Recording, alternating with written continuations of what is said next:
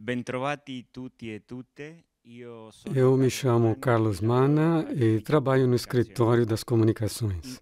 Nei primi Nos mesi primeiros di meses deste quest'anno ano, todos nós fomos siamo convidados a nos stati invitati envolver tutti nos a trabalhos do coinvolgerci Sínodo, nei que lavori del iniciou Sinodo em che è 2021 incominciato nel e terminará em 2021 e finirà nel 2023. 2023. Abbiamo lavorato con le Trabalhamos nostre nas chiese nossas igrejas locali, locais, nelle nas nostre comunidades, comunità, nei nostri nos grupos gruppi aos di quais appartenenza pertencemos e abbiamo fatto arrivare e le nostre enviamos as nossas riflessioni e reflexões e proposte propostas à all'equipo equipe internacional internazionale para o del Sínodo. Sinodo. Adesso vorremmo sentire i Nesse momento, componenti della gostaríamos de escutar commissione, os membros dopo desta aver comissão, riassunto tutto após quanto termos è arrivato in sintetizado un tudo o unico que chegou num documento único documento como come Movimento dos Movimento dei Focolares, Focolari, che è que foi stato entregue à consegnato alla Secretaria do Sínodo. segreteria del Sinodo. Francisco, come è como o strutturato il documento foi documento? estruturado? Antes de tudo, um agradecimento a todos os que trabalharam neste documento. Todas as contribuições foram muito importantes. O documento síntese que apresentamos segue as orientações que a própria Secretaria nos deu. Ou seja, que fosse um documento de não mais do que 10 páginas, com uma grande atenção às experiências vividas pelos participantes no percurso sinodal. Muito fiel às opiniões expressas, ainda se eventualmente contraditórias entre si, e que o documento estivesse atento, inclusive, aos pontos de vista minoritários. O documento tem 3 partes: a experiência realizada, depois falaremos sobre ela, a síntese dos conteúdos, citando a fonte de cada um, e a terceira parte, que compreende tudo o que veio à tona como perspectivas nas regiões, temas a serem tratados no futuro, uma visão de futuro. Agora conversamos com Loli Garcia, da Espanha. Loli, você pode nos contar como vocês trabalharam e sobre a participação dos membros do Movimento dos Focolares de todo o mundo? Obrigada, Carlos, pela pergunta. Como vocês sabem, todos nós fomos interpelados a dar a nossa contribuição enquanto movimento. No final de abril, chegaram até nós as respostas das regiões, as reflexões, todo o trabalho realizado neste percurso, que foi feito por 15.000 membros da nossa família. E como fizemos com todo esse trabalho, todo este rico material, como Francisco salientou antes? Inicialmente, fizemos uma leitura e reflexão, cada um de nós segundo a própria área geográfica. Num segundo momento, lemos, relemos e refletimos, podemos dizer, de maneira transversal, segundo cada temática. E, enfim, procuramos inserir os conteúdos neste esquema que havia sido sugerido pela Secretaria do Sínodo. E não foi um resumo dos conteúdos, porque havia um pedido de continuar um caminho de discernimento comunitário. Todos nós fizemos o percurso em 2 níveis. Uma parte enquanto igreja local. Os membros do movimento se inseriram na igreja local, nas paróquias, nos conselhos diocesanos, envolvendo irmãos e irmãs de outras igrejas, trabalhando com vários movimentos, mas também fizemos um percurso próprio dentro da nossa família. E o fruto desse percurso é o documento que agora apresentamos a vocês. Liliane Mugombozi está em Yaoundé, nos Camarões. Quais foram as luzes e sombras deste caminho?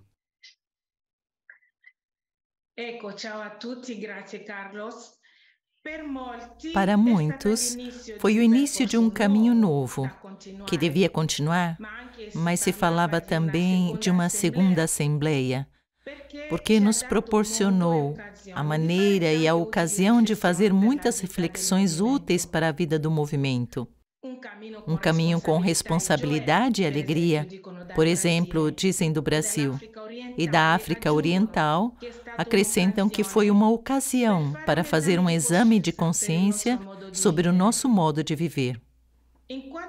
Durante este tempo, tivemos a possibilidade de deter-nos, escrevem do Cono Sul, parar, repensar e dar com criatividade uma resposta atualizada e fiel ao Evangelho. E ainda, o Sínodo foi uma descoberta e, ao mesmo tempo, um presente. Porque falar destes temas propostos fez bem, antes de tudo, a nós mesmos, escrevem da Europa Oriental. Entendemos que caminhar juntos significa, inclusive, considerar como as opções dos nossos companheiros de viagem, dizem da África Centro-Oriental. Agora nos encontramos com Cláudio Guerrieri, que está em Roma, na Itália. Cláudio, você poderia nos dizer qual discernimento foi feito acerca do primeiro núcleo temático, caminho e missão? Muito obrigado. Parece-me que diante de vocês está um texto muito rico. Caminhar juntos para nós é viver a espiritualidade de comunhão, sentindo-nos parte da humanidade em caminho na qual os companheiros de viagem são qualquer um com quem compartilhamos um pedaço de estrada. De todas as contribuições emergem que todos nós queremos fazer uma experiência inclusiva solidária. Queremos sentir-nos como um povo diversificado, aberto a todos. Mas as sombras também surgem. Não é sempre fácil. Nós vivemos as mesmas contradições vividas pelo nosso tempo. E as contradições derivam das distinções, da frenesia do nosso tempo, da disparidade social e cultural. E segundo os eixos geográficos, poderíamos dizer, existem um ou outro elemento de dificuldade. O compromisso é permanecer atentos às necessidades de quem está perto de nós, encorajar a nós mesmos a desenvolver um diálogo e fazê-lo, inclusive, com quem não pensa como nós. Parece esse ser o maior desafio que veio à tona. Se são significativos os caminhos compartilhados entre comunidades e movimentos, por exemplo, no caso da experiência de Juntos pela Europa, ou no caso das iniciativas realizadas pelo Movimento Político pela Unidade, seja na Europa, seja no Brasil, no Cone Sul, pela análise feita, percebemos, porém, que emerge ainda a tentação de excluir algumas pessoas.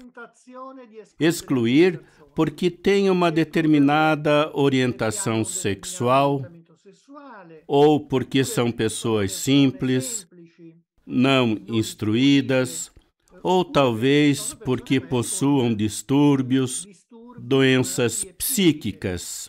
Enfim, devemos ainda fazer um longo caminho nesse sentido da inclusão e dar conta também que há áreas no mundo onde a discriminação contra as mulheres, em termos de status sociais, é forte.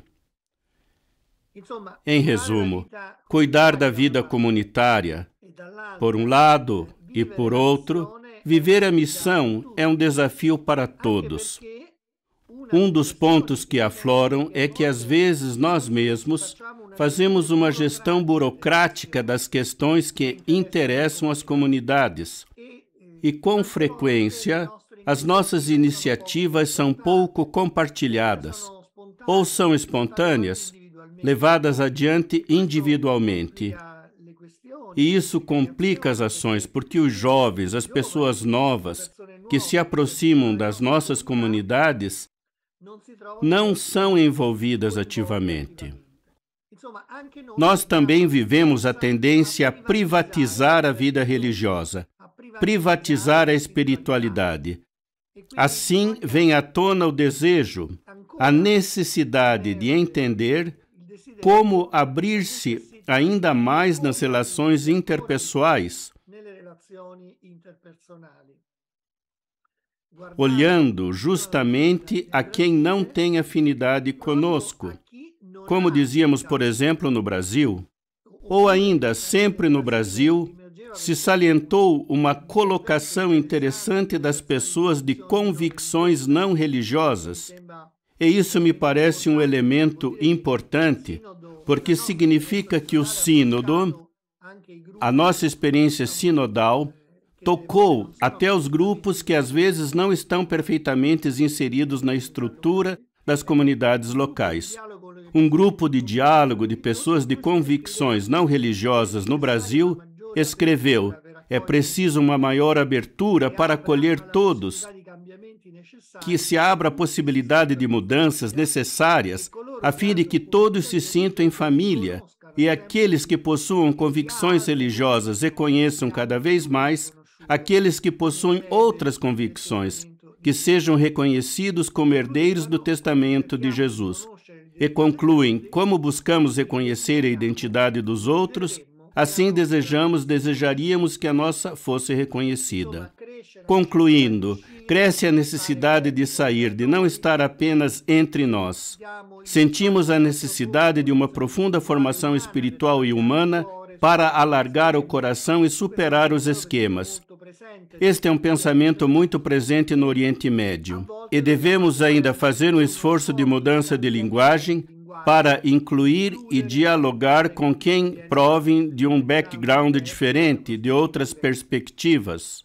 Nesta lógica, existe também a necessidade de um esforço mais atento ao diálogo ecumênico e ao diálogo interreligioso, que são nossas ações mais peculiares. Vamos agora a Bari, sempre na Itália, e nos encontramos com Vincenzo de Pilato. Sobre a palavra e a Eucaristia, que é o segundo grupo temático, o que você nos diria?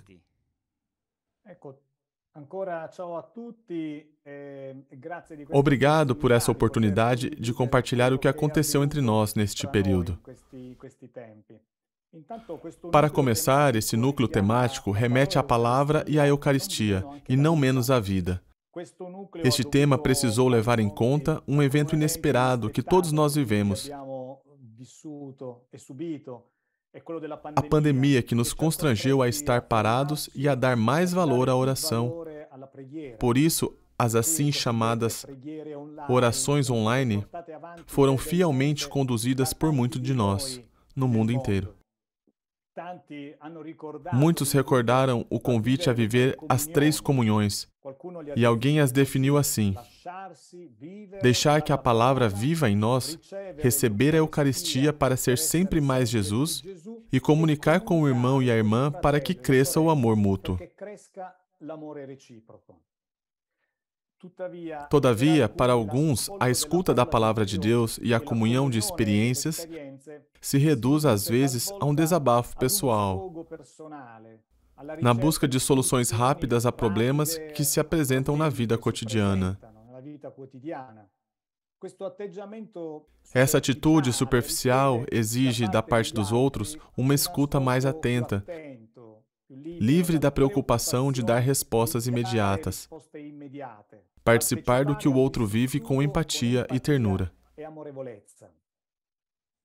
A participação assídua à Santa Missa levou a gestos de amor concretos, diários, ainda que, do ponto de vista da celebração em si, não se mostre sempre atraente. Há textos, por exemplo, que se leem, mas não são entendidos. Alguns salientam que as homilias, às vezes, não ajudam a compreender o texto. Alguns leigos acabam não suficientemente formados bíblica e teologicamente. Nas comunidades onde existem irmãos de outras igrejas, algumas vezes, segundo o que eles dizem, rezar juntos parece católico demais. Mas a partilha da vida que brota da palavra de Deus e a comunicação das experiências ao invés é muito intensa.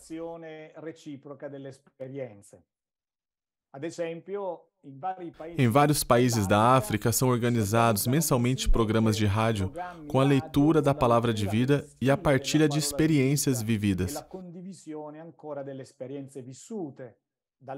Da Ásia, evidenciaram a atenção para garantir que as reuniões não sejam, como dizem, estereotipadas. Portanto, a prática de viver e compartilhar as experiências sobre a palavra de Deus é considerado um potente meio de evangelização. Ainda na Índia, sente-se a exigência de melhorar a maneira de organizar as reuniões.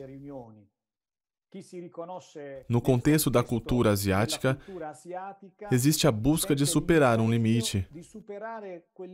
Aquele que leva a calar, a não falar logo das próprias dificuldades. Por isso, torna-se uma exigência o uso de espaços públicos para os encontros, fora dos locais sagrados, assim como o envolvimento dos jovens.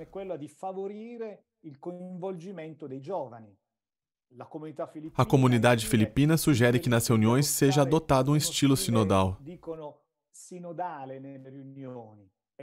E no Brasil, se sente o desejo de retornar constantemente à prática, inclusive de escrever, contar, narrar as nossas experiências como fruto da palavra vivida, inclusive utilizando as tecnologias e redes sociais. Agora vamos à Argentina, a Buenos Aires, com Pablo Blanco. No documento vem à tona a importância da escuta. O que dizem as nossas comunidades a esse respeito? Obrigado pela pergunta. Saúdo a todos e agradeço a Deus por esta bela experiência de fraternidade universal. É verdade, a escuta aprende-se escutando, nós sabemos, mas existe a consciência de que devemos melhorar. O nosso estilo de comunicação muitas vezes é ameaçado pelo individualismo e um diálogo profundo e autêntico começa por colocar o outro no primeiro lugar. Nós descobrimos vários obstáculos à escuta e ao diálogo. A cultura da suspeita, a superficialidade nos relacionamentos, parar nas aparências, esquecer das condições psicológicas do outro, os preconceitos, a excessiva atenção aos resultados e não à pessoa, os ritmos frenéticos, os fechamentos mentais, o integralismo, o clericalismo, a defesa das próprias convicções, a falta de misericórdia, de respeito, de atenção, de acolhida, de paresia, de humildade, de coragem, de clareza, de empatia, de silêncio, de disponibilidade e de estima. Mas, quando se faz a experiência de ser família de famílias, queremos prosseguir na fé. Cada um sente-se livre para doar aos irmãos a própria vida, para carregar os pesos e as alegrias uns dos outros. Mas é preciso, antes, estabelecer uma atmosfera de benevolência e somente depois intervir com delicadeza para integrar e ou corrigir. Às vezes, por temor de parecerem delicados, a paresia é substituída por uma falsa prudência. Sabemos disso.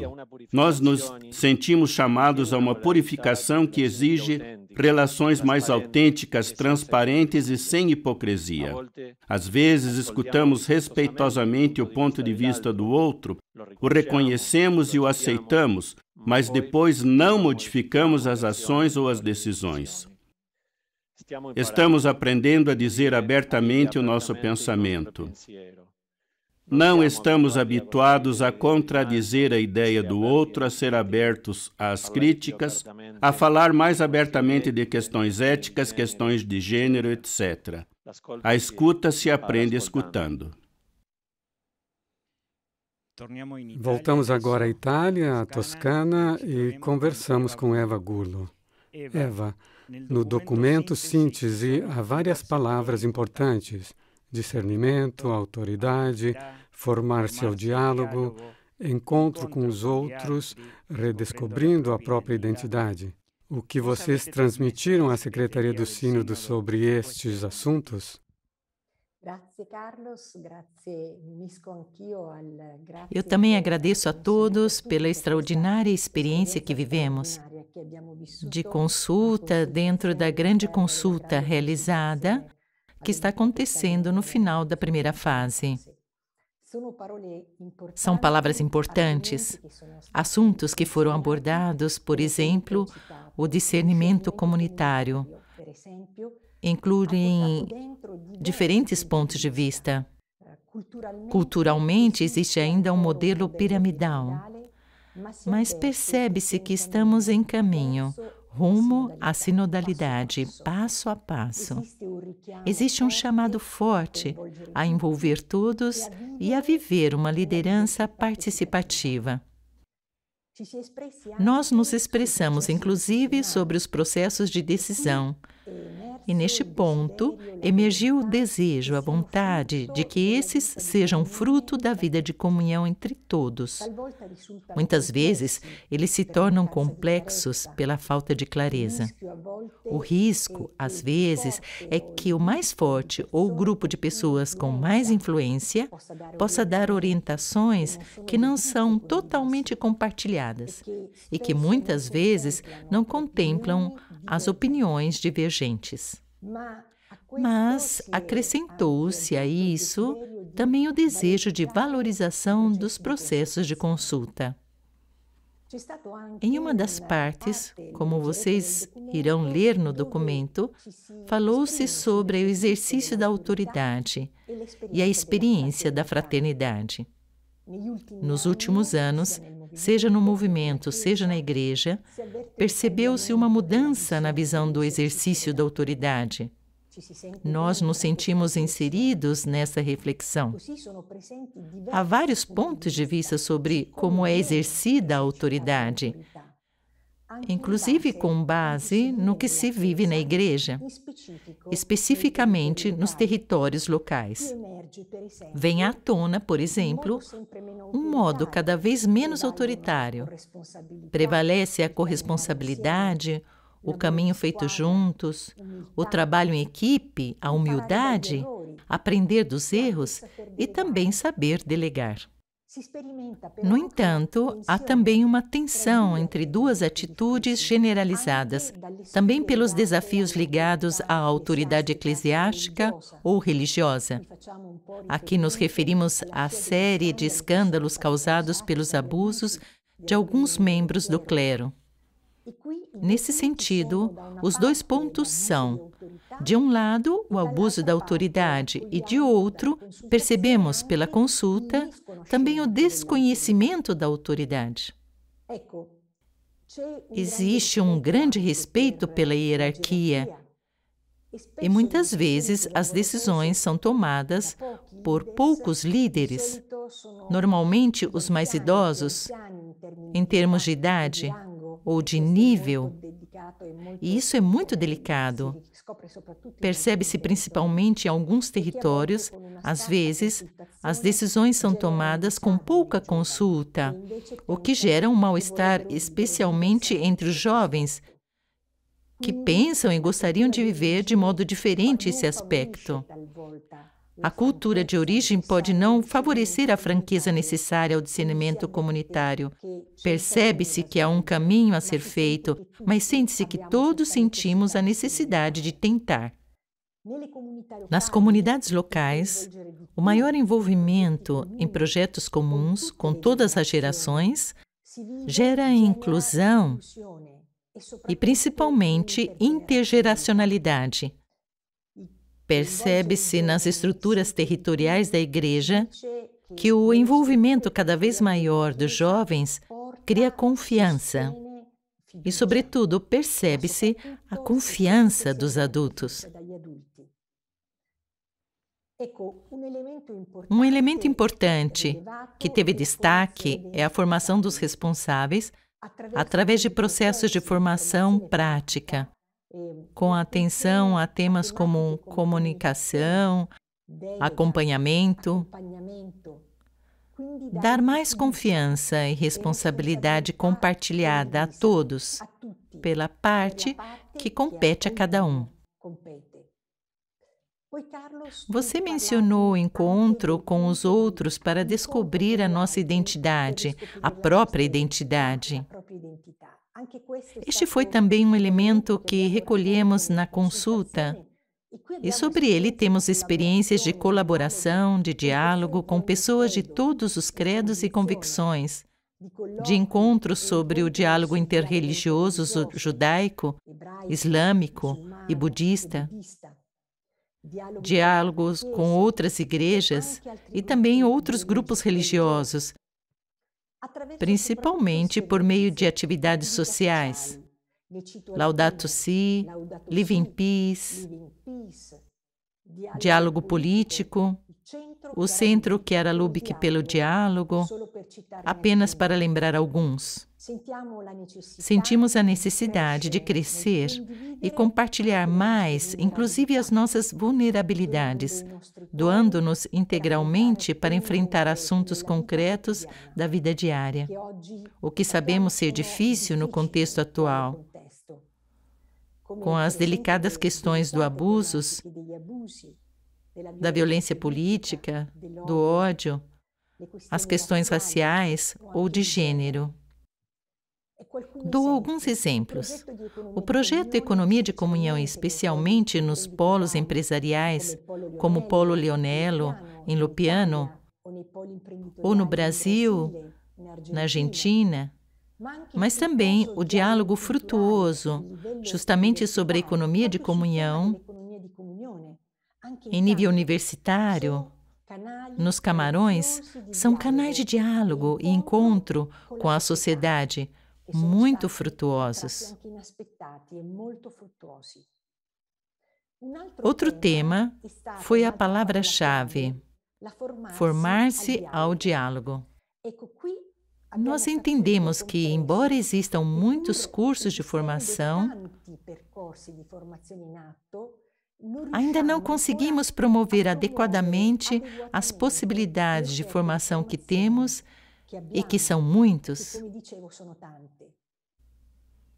Percebe-se que é preciso desenvolver uma estratégia de formação para um diálogo bem enculturado, que poderia ser justamente um instrumento que nos consente conhecer e apreciar o que existe de bom em cada cultura, abraçando cada vez mais as diversidades, os aspectos concretos. Descobrimos também a necessidade de valorizar as comunidades que buscam dar uma resposta aos sofrimentos das próprias sociedades de maneira criativa, generativa, com coragem, por meio de obras sociais, atividades de apoio às crianças, às mães sozinhas, jovens refugiados, pessoas deslocadas internamente, que participam a todos os momentos importantes para as pessoas num autêntico diálogo da vida.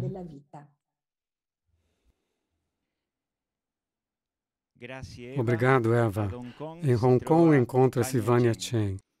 Agora vamos ver os slides com as perspectivas.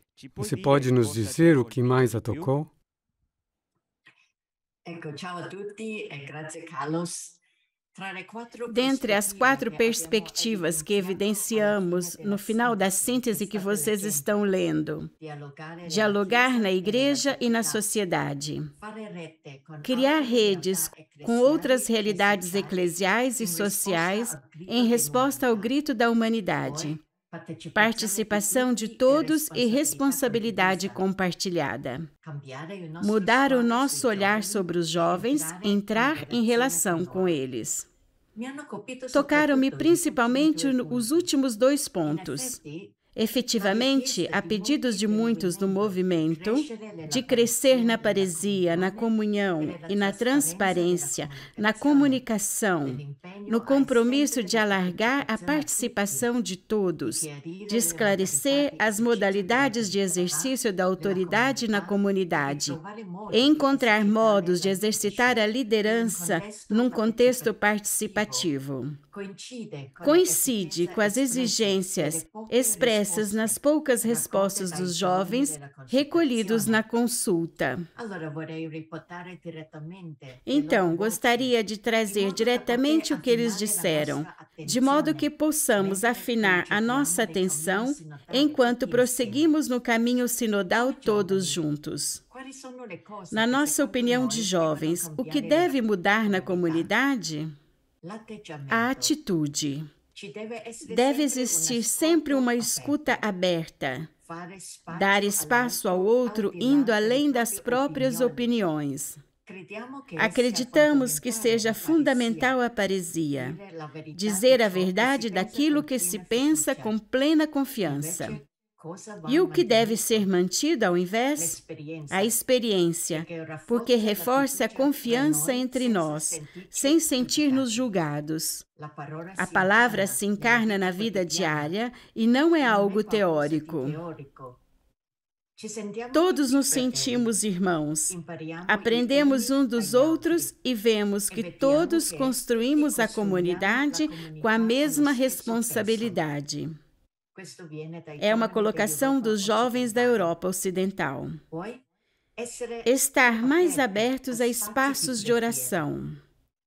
Ser compreensivos e abertos a sugestões ou feedback, dados por pessoas de outros credos. Aceitar o que eles oferecem ou compartilham e não se voltar contra eles ou pensar que são maus. Enquanto igreja, nós nos tornamos por demais ritualísticos e fechados. Devemos ser mais abertos e acolhedores. Essa reflexão vem dos jovens da Índia. Parece-me que o que eles disseram é uma síntese das perspectivas. Obrigado, Vânia. Francisco, como continua esta aventura do processo sinodal no movimento? Agora estamos na etapa continental. Portanto, todos estamos empenhados nas nossas igrejas locais, para tudo o que a igreja nos pede nesse sentido. Mas esse trabalho que fizemos até agora é muito útil para nós mesmos, para toda a obra, todo o movimento dos focolares. Já estamos trabalhando com muitas das palavras-chave que vieram à tona, que agora vemos nesta nuvem de palavras. Escuta, diálogo, parresia, processos de decisão, liderança, formação à liderança, vida da palavra e ainda missionariedade, jovens.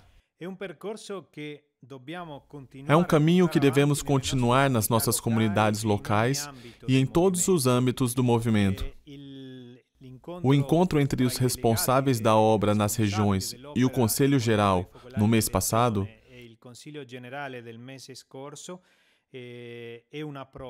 é uma prova desse caminho que todos começamos e que devemos prosseguir com muito compromisso espiritual e concreto de diálogo entre nós. Mais uma vez, obrigado por tudo o que vocês fizeram no percurso sinodal. Agradecemos especialmente a esta equipe, que continuará a nos acompanhar. E ci vediamo una prossima volta. Salute a tutti, ciao! Obrigado a cada um de vocês. O documento que contém as propostas, a contribuição do Movimento dos Focolares, a Secretaria do Sínodo, vocês o encontram no Hindi, traduzido em várias línguas. Tchau.